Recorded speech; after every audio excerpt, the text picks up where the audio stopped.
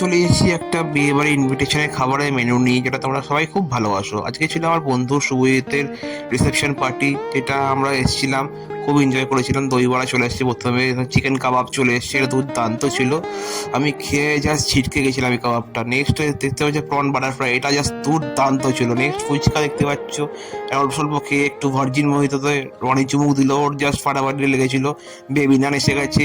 আর দেখতে পাচ্ছ এটা চিকেন ভর্তা, এটা জাস্ট দুর্দান্ত ছিল। আর এটা তো দেখতে পাচ্ছ ফিশ পাতুরি, রনি তো খেয়ে বলছে কি করেছে ভাই, দুর্দান্ত।